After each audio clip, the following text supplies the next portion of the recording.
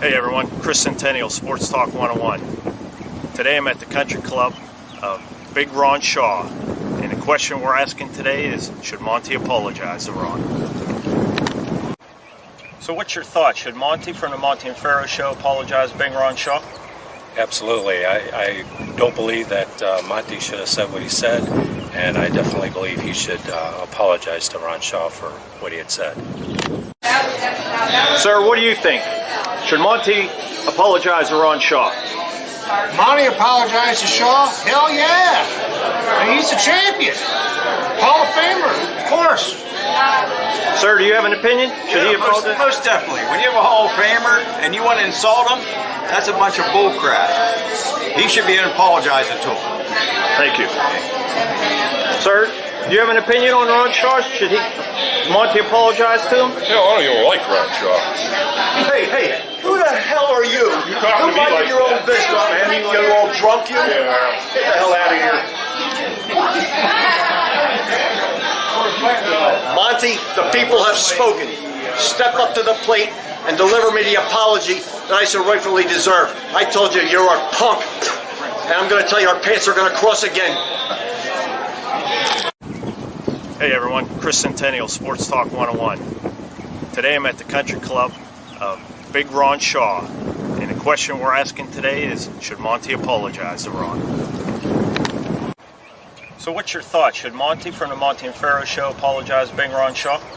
Absolutely. I don't believe that Monty should have said what he said, and I definitely believe he should apologize to Ron Shaw for what he had said. Sir, what do you think? Should Monty apologize to Ron Shaw? Monty apologized to Shaw? Hell yeah! He's the champion. Hall of Famer, of course. Sir, do you have an opinion? Should he apologize? Most definitely. When you have a Hall of Famer and you want to insult him, that's a bunch of bullcrap. He should be apologizing to him. Thank you. Sir, do you have an opinion on Ron Shaw? Should Monty apologize to him? Hell, I don't even like Ron Shaw. Hey, who the hell are you? You talking to me like your own that? business, man. You're all drunk, you? Yeah. Get the hell out of here. Monty, the people have spoken. Step up to the plate and deliver me the apology that I so rightfully deserve. I told you, you're a punk. And I'm going to tell you, our paths are going to cross again. Monty, in 6 short days, I'll be on the Dan and Benny in the Ring show to announce some huge news that's going to shock a lot of people, maybe including you. So what you need to do is get to your doctor and get the wax cleaned out of your ears. And then get the wax cleaned out between your ears, because you're going to want to hear and understand exactly what I got to say. And Pharaoh, I suggest you talk some sense into your pal to make sure I get the apology that I deserve.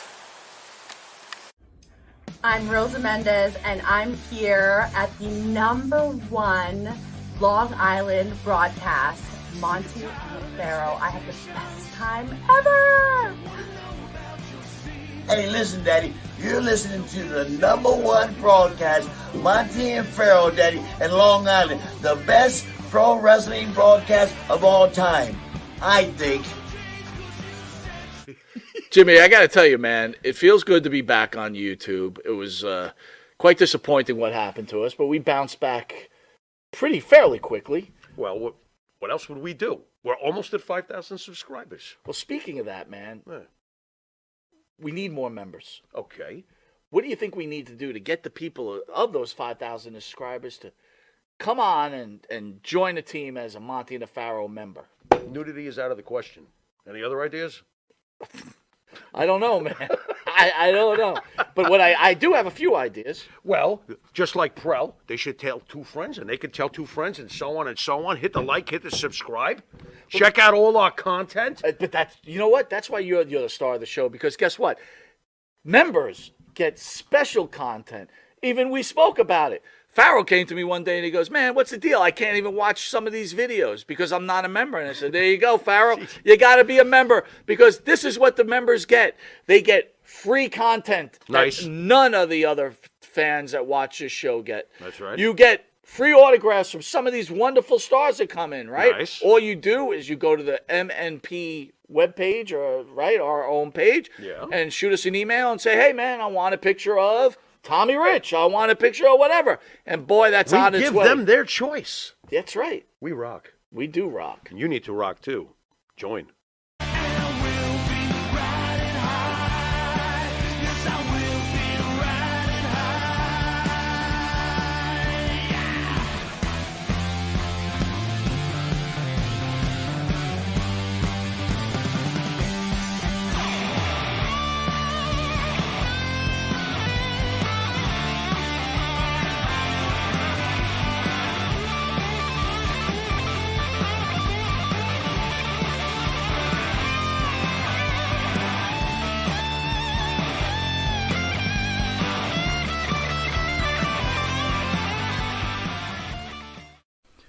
You need a body shop? You need engine repair? Auto Excellence, Collision Specialists, 631-261-6420. That's 631-261-6420. Auto Excellence. Hey, everybody, and welcome to another edition of the After Show, found here only on the Monty and the Pharaoh channel, right after the Monty and the Pharaoh show, every Thursday at 10:30. How was everybody's wrestling week? Mine was actually pretty good. I decided to take a break from WWE product right now until after the draft because of my dissatisfaction with the way it's been written, the way it's been being presented, realizing that they're more interested in the advertising dollar than the casual fan right now, and they're just doing anything. I'm tired of seeing the Mysterios, Judgment Day, the Usos. They're dominating all of television. There's two different shows. There's two different brands. There should be a reason behind it. I just decided to take a step back this week and give myself a little time away from the product and come back with a fresh start after the draft. Everybody have a chance to catch the Monty and the Pharaoh show last week? It was pretty cool. They had an interview with actor, director, musician, producer, comedian, and entrepreneur, Michael Sequela. It was pretty cool. I'm familiar with him once I saw him, but he isn't what I would call a major player in Hollywood. So I wasn't overly familiar. He's not a leading role man, but man, the stories this guy could tell, I was really impressed. He has stories of Burt Reynolds and the Blues Brothers. You have to watch the show just to check out the sequence on the Blues Brothers. He worked with Raquel Welch, Tom Sizemore. He's blues musician. Great, interesting interview. I definitely recommend checking it out. He's also the owner of the Intuitive Network that has the Monty and the Pharaoh show live every Thursday at 9 p.m. You have to download that app. It's pretty cool. It's up and coming, and they have some great original content coming out. They have some original movies, shows, and even some classic stuff that you probably haven't seen in a while. Definitely recommend it. Let's move on. Let's get on to some wrestling news from the week. Did you see that Twitch lifted the ban on WWE lifted the ban on its performers performing on Twitch and now they're going to be able to do it with almost no restrictions? That's pretty cool. It's about time. The reality is they are only independent contractors. The WWE should not rule their lives. These people should be able to do whatever they want to do within reason when they are not working directly for the WWE. They should be allowed to get outside work. They should be allowed to have their own channels on all the networks. They should be allowed to earn money outside of the WWE. WWE keeps them as an independent contractor for a reason, for their tax benefits. It's not for the wrestlers' benefit. Most of those wrestlers don't have real health insurance. WWE may take care of some of the injuries and some of the expenses related to the wrestlers getting injured now. But in times of the past, those wrestlers were on their own for those things. And honestly, WWE does not own the individual. The individual should have a right outside of the performer they're acting upon on the WWE shows to earn money however they want to. And I can't wait to see some of the stuff that comes out. I know that Xavier Woods has his video game channel, Up, Up, Down, Down. So that one I'm familiar with. It's pretty cool. It's not really geared towards me, but you know what? I do watch a couple Twitch channels, and guess what? I'm going to start streaming soon on Twitch.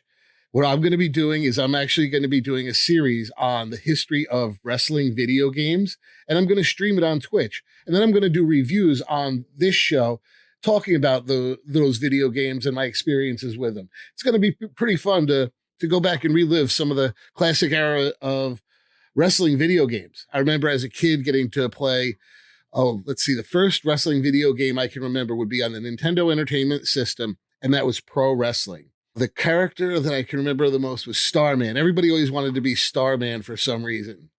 That was fun. Then they also had on the NES Tecmo Tag Team Wrestling, which was a Japanese import that was a lot of fun.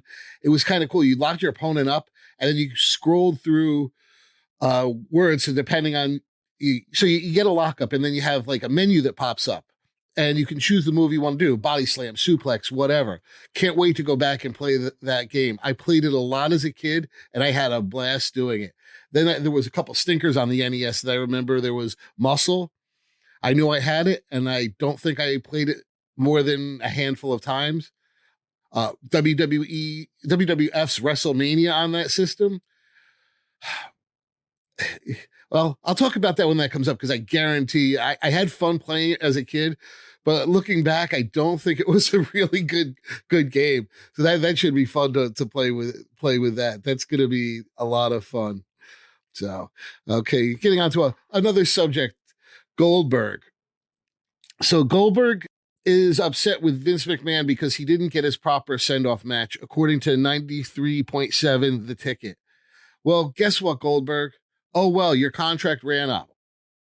What do you want them to do? Maybe they'll sign you for a one-day contract, but as of right now, they're on a hiring freeze. Do you deserve it? Yeah, you're a legend in your own mind. No, actually, you are a legend. You are a Hall of Famer. You are a good entertainer. I'm never going to call you a good wrestler because you sucked as a wrestler, to be honest. But you did get the crowd to pop. Kind of like that you and the Ultimate Warrior, I kind of put in that same boat. Neither one of you is a good wrestler, but when you do your moves, the fans love it. Yeah, Hulk Hogan's like that to a point. I mean, although I know in Japan, he actually could wrestle, but in the States, what did he do? He did his big boot. He flexed his muscles. He did the leg drop. And what was it? That was it. That was his gimmick. He got the fans to pop, though, and the fans still love him 40 years later. It's kind of crazy. So as everybody knows, I do bartend several nights a week, and this week I had a cool interaction with some people. I didn't realize it, but Big Nick Energy podcast was in the house. So Saturday night, I had a lot of fun interacting with these guys, and we got to argue some cool stuff. Anybody doesn't know, I am a Knick fan, and I'm psyched that we are in the playoffs. 1-1 right now as of Tuesday when I'm recording this. Knicks we're going back to the Garden. Home field advantage right now is ours. If we can hold the 2 at the Garden and when we get back out to Cleveland, guess what happens? So, all right. But anyway, Big Nick Energy was in the house, and Joey Landolfo of Big Nick Energy actually works for WWE. And one of his jobs is he has to watch all the network programming from Peacock. I had to rouse him on that. And I'm like, dude, that shit sucks. The Bump, I never want to watch The Bump again. There's a bunch of them. I can't think of them off the top of my head. And he's like, yes, here's the choice you have, though. You don't have to watch them. It's my job to watch them. And I got to laugh at that because it's true. I mean, he's got to suffer through them. I at least can turn it off and go to the next one. So pretty cool. And Joey's actually agreed in the future. He's going to come on and do an interview with us pretty soon. So that should be a lot of fun. And I'm actually going to go on Big Nick Energy at some point in the future, and we'll do some cross promotion. It's pretty cool. You got to check them out. Big Nick Energy, Joey Landolfo. Got to give a shout out to them. Yeah, as I was discussing earlier, I'm going to go over some wrestling games of the past in the near future. I can't wait. Currently, I'm waiting for a new computer to come in. I ordered one from this company called Digital Storm. They said it was going to take 4 to 6 weeks. Well, it's as of today, it's 6 weeks. I still don't have the computer. It's sitting in a process that they call benchmarking. It says it should only be in there for a day or two. It's been in there for a week, so I'm going to probably give those guys a call and find out where my damn computer is, a month and a half later. I had actually paid for expedited assembly. They sent me my money back for expedited assembly because they couldn't get it to me in the 10 to 15 days that I wanted it in. So they've been a pretty cool company so far to work with. Can't wait to get that system. It's going to kick ass. And at that point, we're going to be doing some really cool stuff. We've got some animation, some other programs, some cool editing stuff coming up. But I just realized we're at a time where we got to take a break, and we'll be right back. And we're going to get right into the wrestling magazine this month or this week, and that's going to be the July 1988 volume of WWF magazine featuring the Macho Man Randy Savage. I can't wait to do this. We'll see you in a minute.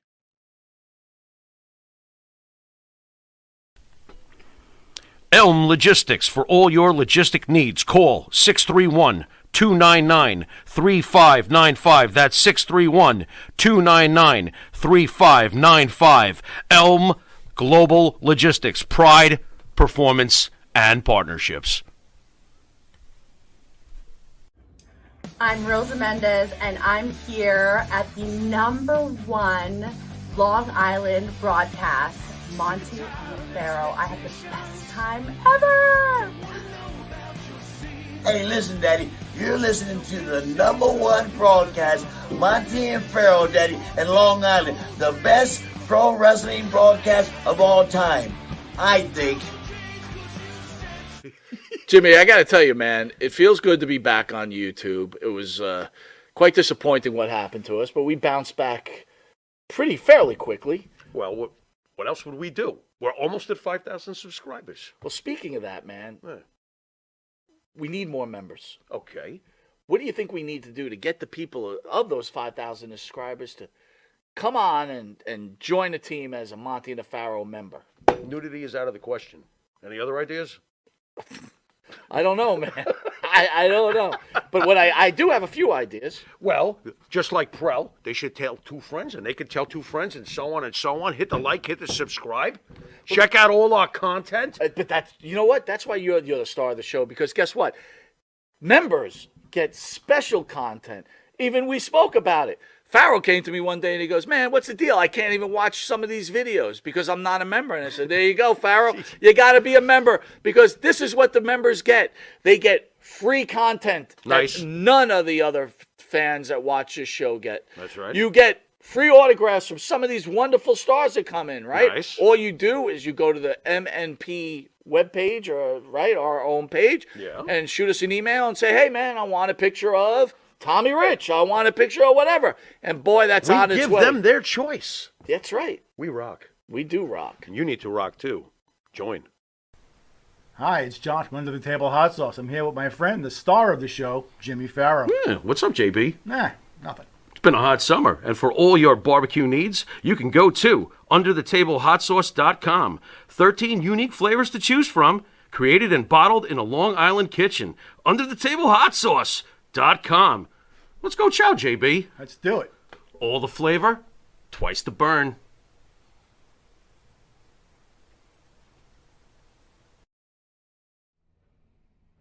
And welcome back to the after show, found here only on the Monty and the Pharaoh channel every Thursday at 10:30 following the Monty and the Pharaoh show.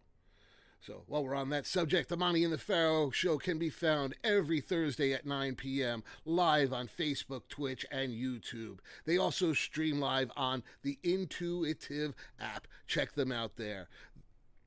The audio version is available at all your streaming services: Podbean, Apple Music, Amazon, iTunes. You name it, they're there. And you know what the cool part is? Wherever you find the Monty and the Pharaoh show, you probably find ESO and the After Show.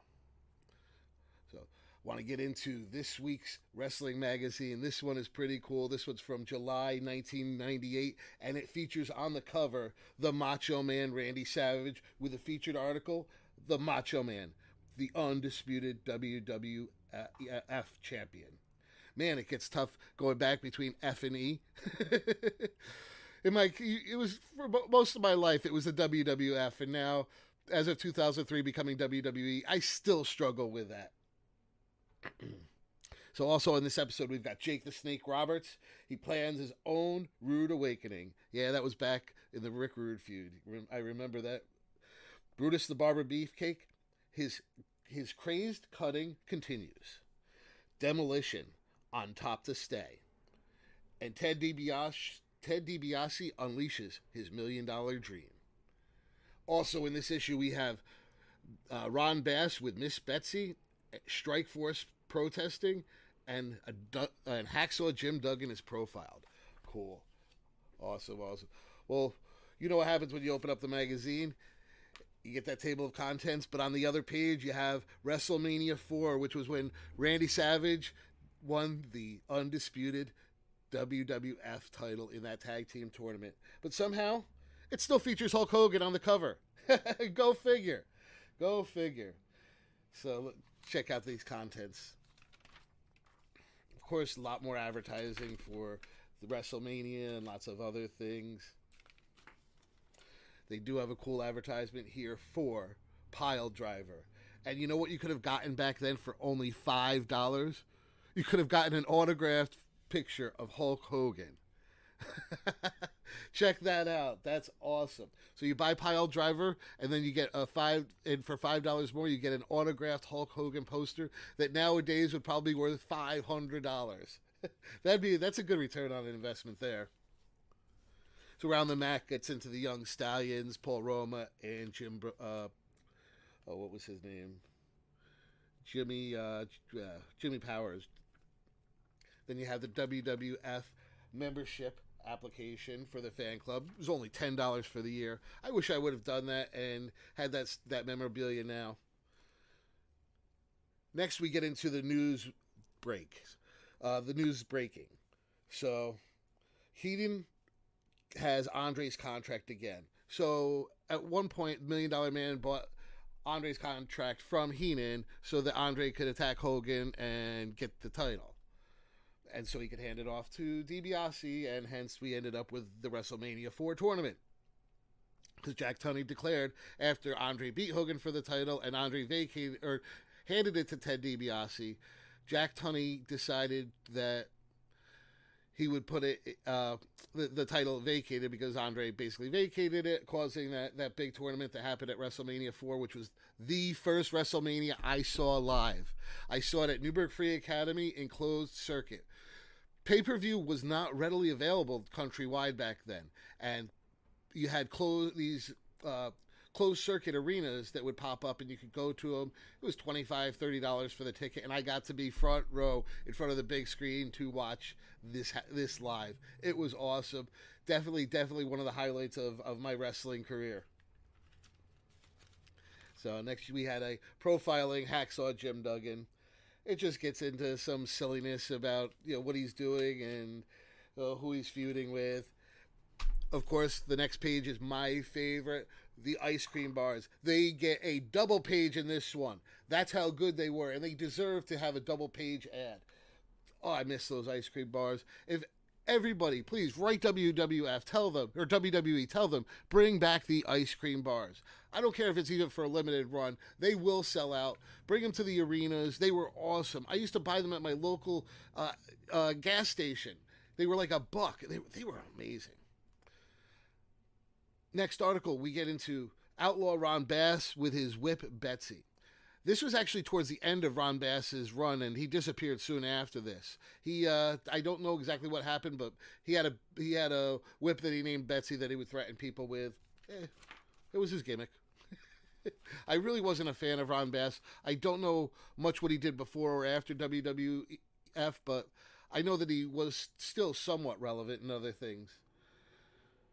Next article gets into the WrestleMania 4 Battle Royal, which ended up getting won by Bad News Brown when he turned on Bret Hart and super kicked him and threw him outside of the ring. That was awesome.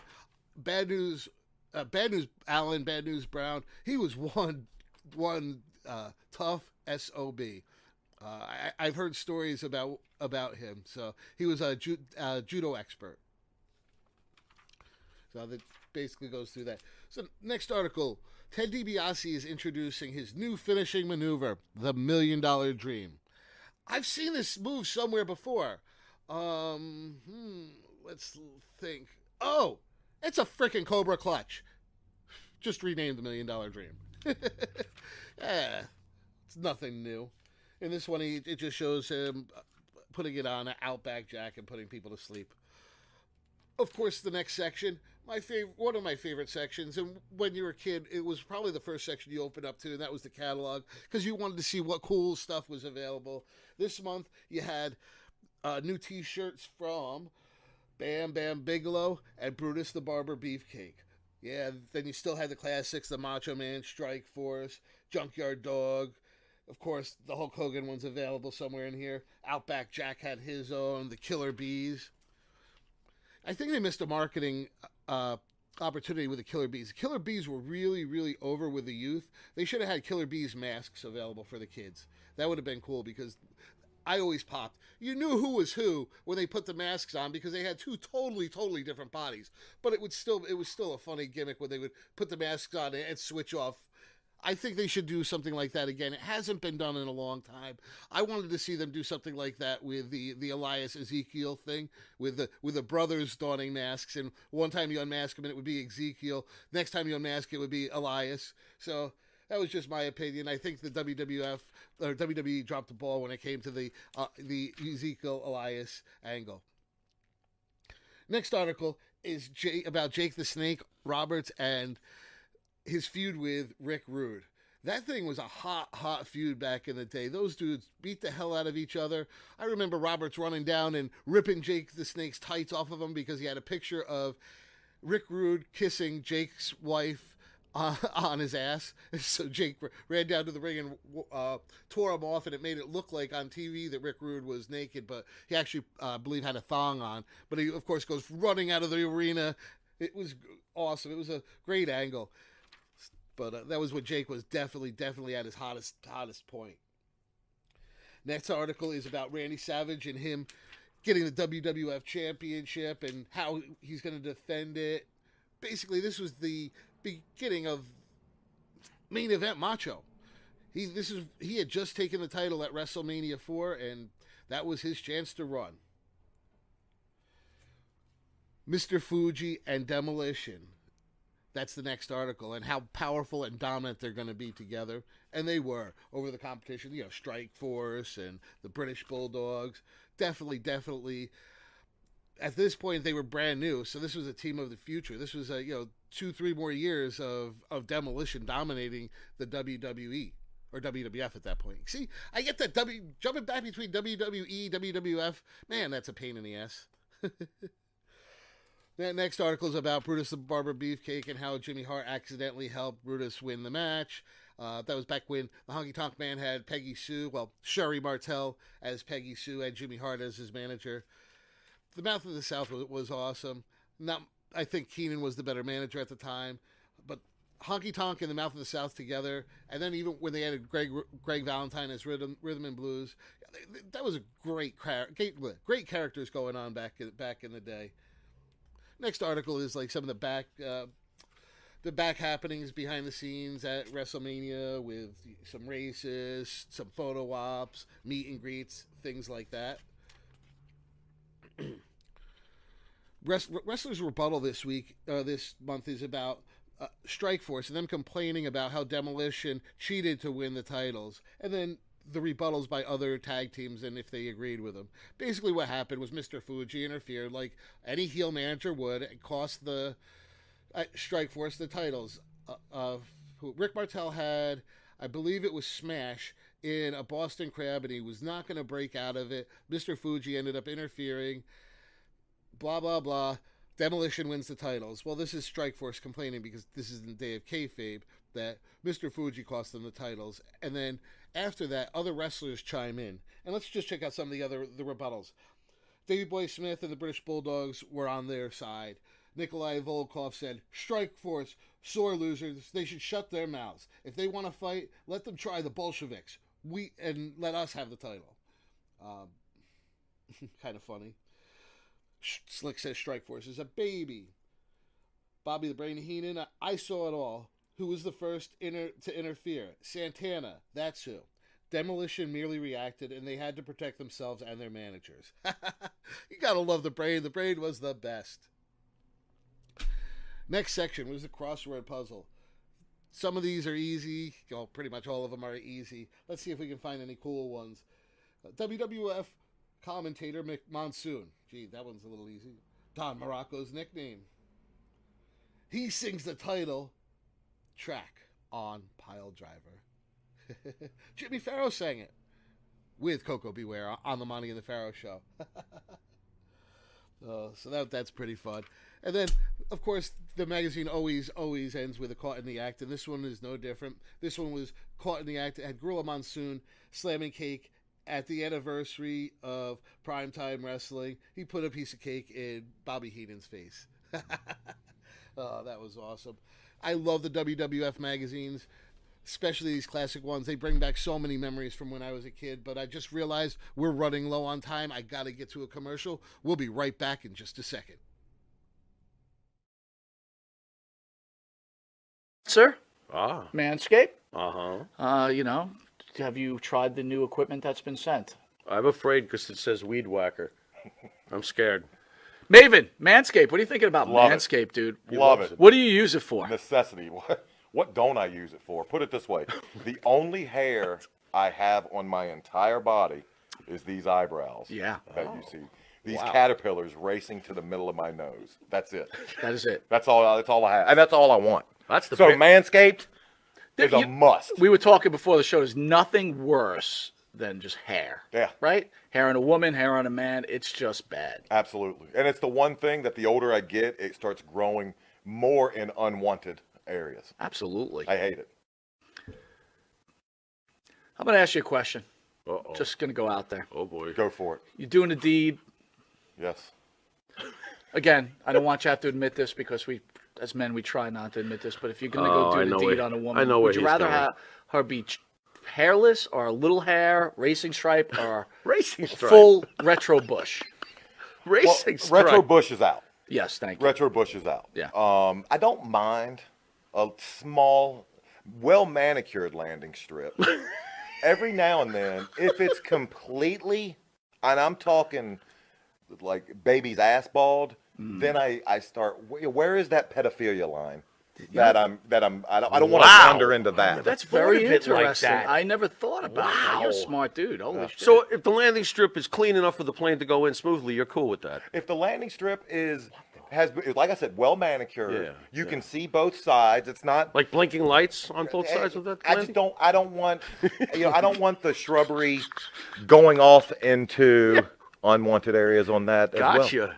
Oh, look what you found. Ooh. I got to be all honest though. Hey, the older I get though, I don't think I can be as I found it! I found Have it! you ever gone down there and she slowly brings down the underwear? Then What is retro? Just, Absolutely. You're like, whoa! Wow, Yeah, I'm like 46, it of pops course. out? Do you like walk out or what do you do? No, I muster through. I muster up the courage to get He's a through. trooper. He's a trooper. Got to give him an A. Oh, not all heroes wear capes. Yeah, There you go. I hear you. There you Listen, go. I couldn't Super say. Bush. I couldn't say. Well, if you have the same beliefs as Maven, does Manscaped could help you? Absolutely. The weed whacker. Absolutely. What are you thinking? I'm thinking that I may have to, go in a room, close the door, and hang out with the weed whacker for a little while. Man, I think you're a retro guy, aren't you? I like 70s adult films, if that's what you're getting at. Yeah, there you go. Yeah, But only with that, Ron we're going to take a Jeremy, quick Batman. commercial break, and we'll be Anyway. back with this wrestling icon, Maven. We will see you in a drop kick second. Drop kick. Hey, everybody, and welcome back to the After Show, found here only on the Monty and the Pharaoh channel. So, check this out. I talked about it last week, and I did get it in. The Ringmaster, Vince McMahon, and the Unmaking of America. I've only had a chance to read the first chapter. It's pretty interesting so far.